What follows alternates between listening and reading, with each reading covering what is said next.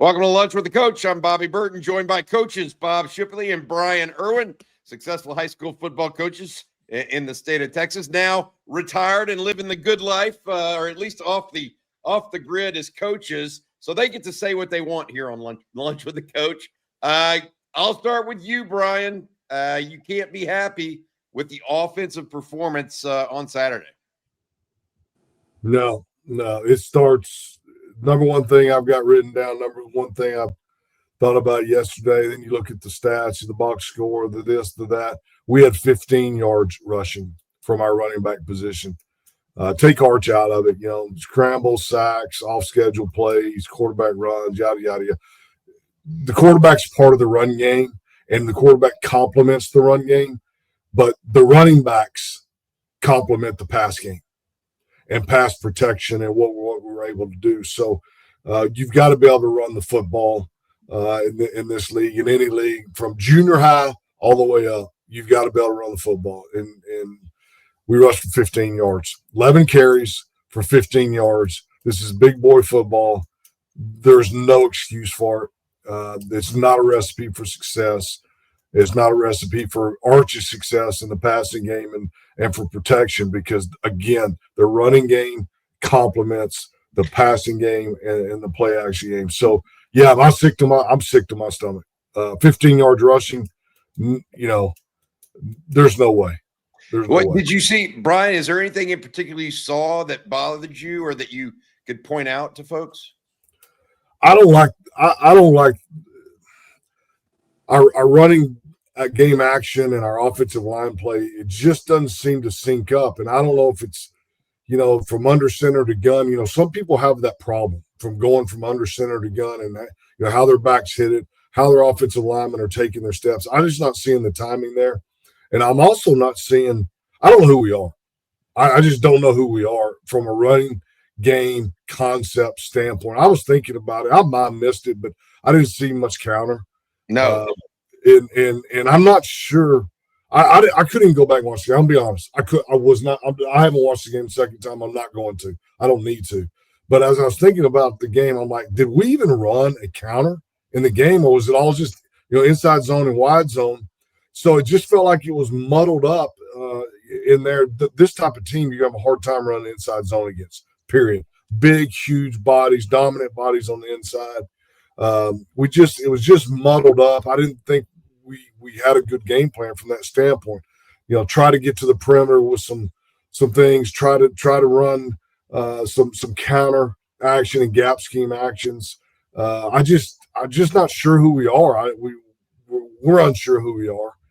We got to keep pounding it. But we only had 11 carries, from the running back position. Yeah, 15 yards. I get it. We were, the game got not out of hand. We were within 2 scores most of the first half and things. So, you're definitely not going to get away from the running game that fast. But 11 total carries out of your running back position, that can't happen. You've got to have 25 to 30 in this league to win in this league out of the running back position. So the counter, the gap schemes, I don't know. Something else I'll talk about later that I want to see us do is go under center, but we'll talk about that in a minute. All right. Hey, Bob, what about you? What did you see on offense?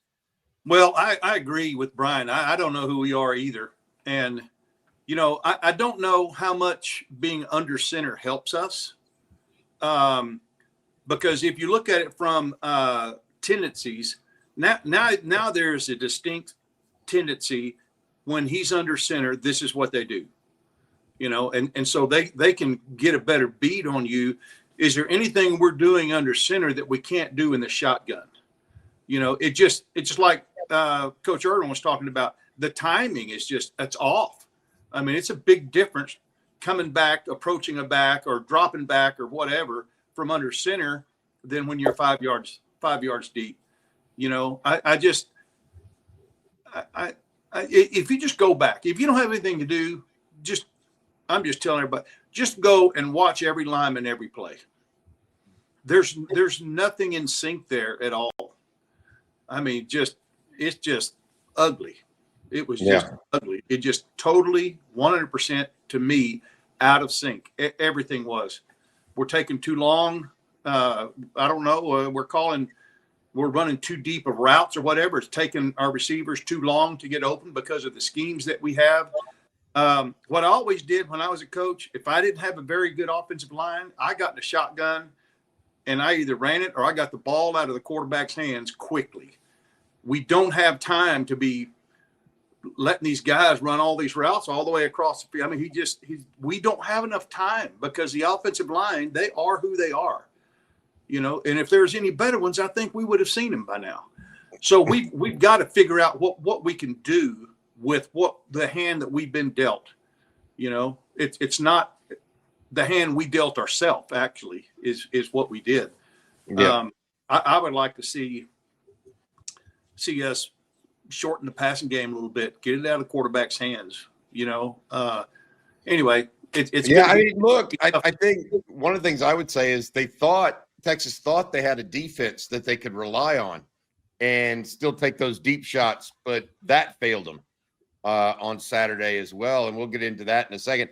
Before we move to defense, though, Bryan and Coach Shipley, I'd be remiss if I didn't ask you guys about Arch Manning and his performance. A lot of people are like, whoa, but he didn't look great. He's still, doing this bad or this. What did y'all just bottom line think of his performance? What were your takeaways from it, good and or bad? Whoever would like to go first. I'll jump in because I had the conversation a couple of times, even last night with a few folks, and that they jump on. They're not necessarily Texas fans. They like to bash Arch, and he's making $5 million. Hush. Arch was a warrior, in my opinion, on Saturday. Arch gave us a chance to win. Arch battled his butt off. Arch is going to be fine. Arch is not the problem. I'm more positive in how I feel about Arch Manning right now than I ever have been. I saw what I need to see from him on Saturday. He battled. He was a warrior. He gave his team a chance to win the game in the end when we should have had no chance to win the game in the end or tied up. I think we should be proud of him. I don't think there's one Texas fan that should be on his case. He's got enough people on his case. That guy's a warrior. He got the ever-living snot beat out of him on Saturday. Every throw he made. Well, he missed this throw and he overthrew that throw and he's making $5 million. And I said, did you see him get clotheslined as he made that throw? And yeah, it sailed out, and it's like a flyer in golf. You're in the rough and you hit it and you don't know if it's going to go 170 yards or 150 yards. That's when you're getting clotheslined as you're throwing it. You have no ability to be accurate with the football. He got the heck beat out of him on Saturday and kept getting up and kept getting up. My hat's off to him. I mean, he's a warrior. I'm glad he's our quarterback. Bob, what'd you see, man? Well, I wasn't quite as enthusiastic as Bryan, but I agree with Bryan's assessment. What could Arch have done better? I don't know. I mean, there's balls that were tipped, balls, he was getting hit in the face as he was releasing the ball. I don't know what he could have done better. I really would have liked to have seen what would have happened if we would have completed that double pass and if that would have turned the game a little bit. But you can't blame the running game on Arch. He was probably our leading rusher, I'm assuming. Yep. And you can't blame protection on Arch. Unless, we don't know. There are some times where I could tell it was an obvious. You could tell it was a blitz. They had the safety rolled up. They had a high safety on top of him, and they're doing that. They're doing that for a reason. We've got to do some things to protect him, like you said earlier, Bob. The routes are all deep. They're deep routes. He's standing back there, and he's having to have that tough chin, and you got a 3 technique bearing down. The worst kind of pressure a quarterback can get is A gap, B gap, right up the middle. And we were getting just hammered with that defensive tackle right up the middle. Quarterback's got no chance. If you've got edge pressure, quarterback has a chance. That's when he stepped up a few times and delivered nice. Exactly. I just think we got to move the pocket for him, and we're not moving the pocket for him. And that's why I said under center, because I think from under center, you can move the pocket better. The play action he threw from under center where where we hit the deep one. Was it to Wingo, I believe? That was, I believe, under center. I think we can move the pocket, wide zone, naked out the other way, get him moving, use his feet, move the pocket through some play action pass, and change his launch point. His launch point right now is in the same spot every single time back there in that backfield. It seems like to me they know exactly where he's going to set up, and they're teeing off on him. The screen game, where is it? I mean, these guys are flying up the field, getting tons of pressure on us in the pass rush, and all we got to do is try to screen them a little bit. We tried, I think, a tight end screen, and then that throwback screen that we made the good catch on. I think it was Wisner, but there were no slip screens, no what we used to call jailbreak screens. Out in the perimeter, catch it, offensive lineman, drop back, throw it out in the flat, block it up, let the defensive lineman rush up the field, use their advantage against them. And so, I didn't see any good screen game, even a good screen to a running back on schedule versus the one sprint out and throw it back across the field. Well, as you throw it back across the field, the defense is rallying and responding to that. So I just think we can do some things to we've got to move his launch point. It can't be 7 to 8 yards deep back in the backfield right behind the center because they're teeing off for us. And so between play action, try to get the running game going and changing his launch point, getting him on the move, I think is critical. And then the screen game and things like that. But it's some things have got to change. There's no way this staff can say we're just going to keep at what we're doing and we'll get better.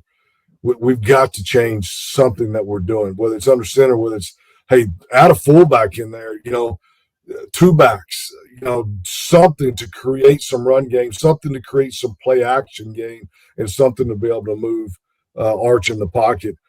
Because in the gun, the negative to the gun for me is you can't really move the pocket other than a sprint out type action. And sprint out is such a full flow play. You cut the field down to a third when you sprint out, and the defense is seeing you sprint out. The middle linebacker's hammering over the top, and if you don't block him, he's putting 6 stitches in Arch's chin. So it's, I don't know. There's a million ways to skin the cat, but that's the way I see it. All right, Bryan. I think we could let Bryan go another 30 minutes on offense alone. Yeah. Hey, I do want to add one thing offensively, and that is the brand that came with Sark was all gas, no brakes. Again, if you're having trouble with your offensive line, what's wrong with going up speed, tempo, fast, and tiring the defense out, not letting them substitute, and just go all gas, no brakes? That's out the window. And I'm telling you, nothing, who was it said fatigue will make cowards of us all? That's true. That motor will stop revving up real fast once they start huffing and puffing. All right. You're right, Coach. We are going to talk about defense next, and I'm going to ask you the first question. But first, I want to say thank you to our sponsor, Laura Baker, Austin real estate expert. Laura has multiple open houses these days. Make sure you give her a call if you're moving from, to, or within the Austin area. Laura is reachable at 512-784-0505. That's 512-784-0505. Laura at Andy Allen Team. She's with the Andy Allen Team over at Keller Williams. Again, Laura at AndyAllenTeam.com. Thank you for your sponsorship of On Texas Football and Lunch with the Coach. All right, Bob Shipley. Did Texas have – was it just me, or do you think Texas in the interior of the defensive line had problems getting off the blocks of the floor? That's it. Now, I'll tell you what, whoever the offensive line coach is at Florida does a really good job of teaching them to hold without getting called.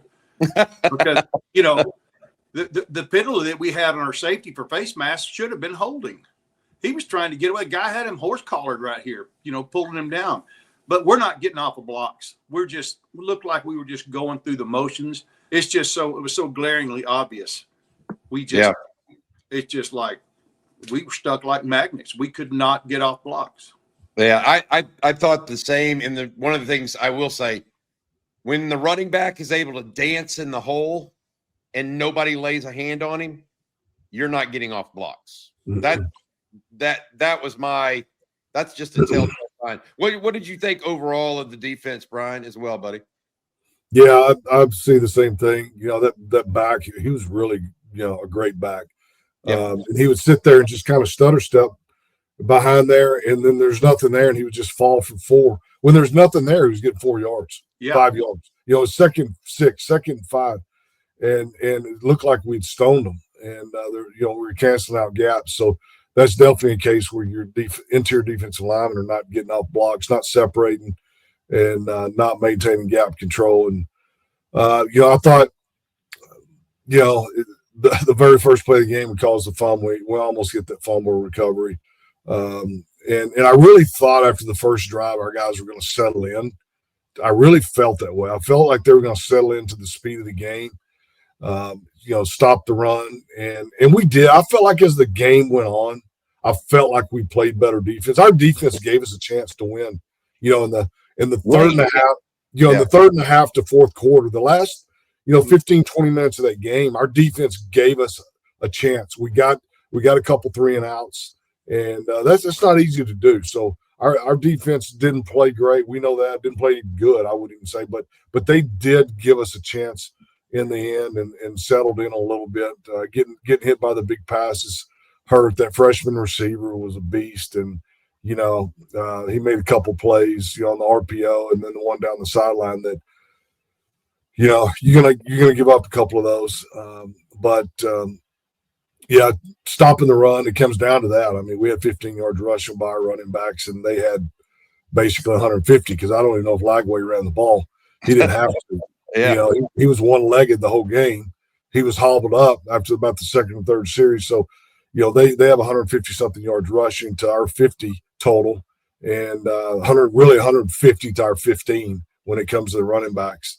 And so them being able to run the ball against us very effectively and us not being able to get out blocks really hurts because you see what it does to the pass rush. Our pass rush then slows down just a tad because we can't just get up the field. When we're getting up the field, they're going to crease us in the run, whereas we couldn't run the ball, so their guys can start getting up the field on us, and especially in the interior and the 3 technique. So that's the difference. When you're able to run the football, it slows down the pass rush, and guys just can't go flying up the field because as soon as you do, those gaps get wider, those seams get bigger, and you're certainly not going to be able to stop the run. So, not stopping the run was a huge disappointment for me. I don't think anything in the passing game was too crazy or over the top. It was to me the difference was they were able to run the football against us. I think if we could have held them to 90 yards rushing, it's a different game. I think schematically we've got some problems. They had a receiver. The first touchdown, they had a receiver go in motion from right to left. The corner went with him all the way. Taff was a safety, and he pretty much stayed over. He was a little bit outside the offensive tackle, but we had nobody to set the edge. Nobody. And the tackle just came straight off and got our defensive end blocked. Yeah. And then the back there's nobody out there. The cornerback had gone with motion, and Taff was playing like a linebacker back there, and he couldn't get to him. And that's just schematically, that's a problem. And I think those are things that we can see and things that we can create. We can correct. There was one time when Ethan Burke, they had a big run early in the game, and Ethan Burke, they had a wing there, and the wing went into the flat, and Ethan kind of widened with him a little bit and just opened up a huge gap. He didn't have any responsibility out there, but for some reason it slowed him down and made him think a little bit, and he kind of stretched out a little bit, and there's a huge gap, and it's just putting us in tough situations, and those are things I think I'm hoping we can correct. I've always said tackling is about 90% want to. Defense is about 90% want to. You've got to have great technique, but just like Bryan and us, we were talking about before the game, if we had a play or two in us, we'd fight, scratch, bite, hold, do whatever we had to do to get it done because, motivation. We just didn't play motivated at all. And I don't know how you show up at the Swamp and aren't motivated to play. Yeah. I think I was talking to Bryan, Erwin, and Rod Babers post game, and they used the term lack of urgency. Is that a good way to describe what you're talking about, Bob? Absolutely. Absolutely. Yeah. Like they didn't play with a sense of urgency almost early. Now they did late, I think, when when it was game was getting down. Of course, hey, Ty Anthony Smith, Colin Simmons. Of course, Colin missed the first quarter. He missed a tackle for a loss back there. Yep. But those two guys played pretty good. Yeah. Hey, I want to go to special teams before we get going here on Lunch with the Coach, brought to you by Laura Baker, realtor, Austin area realtor. Guys, the thought process on special teams, if it could go wrong, it did go wrong. They get the punt blocked, first of all, but then they have 2 or 3 opportunities to down it inside the 10 and just didn't get it done. And so the opportunities were there to make a big play, and they didn't execute. And then furthermore, they lose 2 points and have to punt the ball even after the safety, lose it. What did y'all think of special teams? And is there a cure to this, or are we just okay on special teams and maybe a net negative at this point? What are y'all's thoughts? Well, go ahead, Bryan.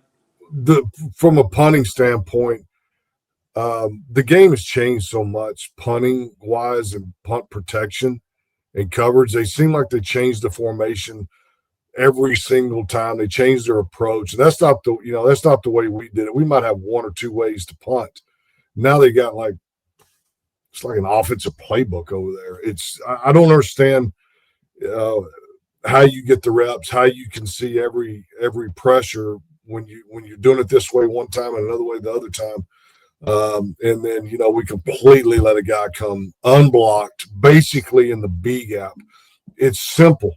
Take care of the A gap, then take care of the B gap, and take care of the C gap, and take care of the D gap, and the last guy you're going to let come unblocked is guy off the edge. It's simple.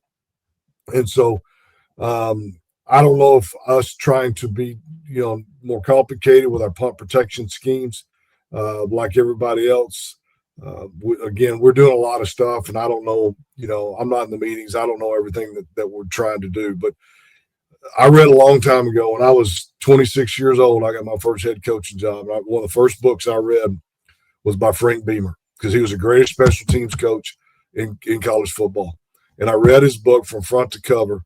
And the thing I remember the most, he said, if you get a punt blocked, you will lose the game 90% of the time. Statistically speaking, going back to the beginning of football, if you get a punt blocked, you statistically will lose the game 90% of the time.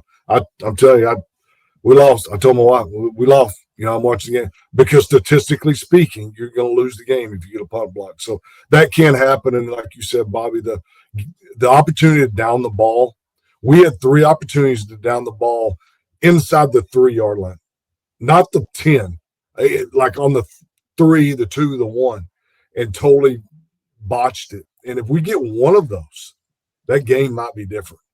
If we got 2 of them, the game is different.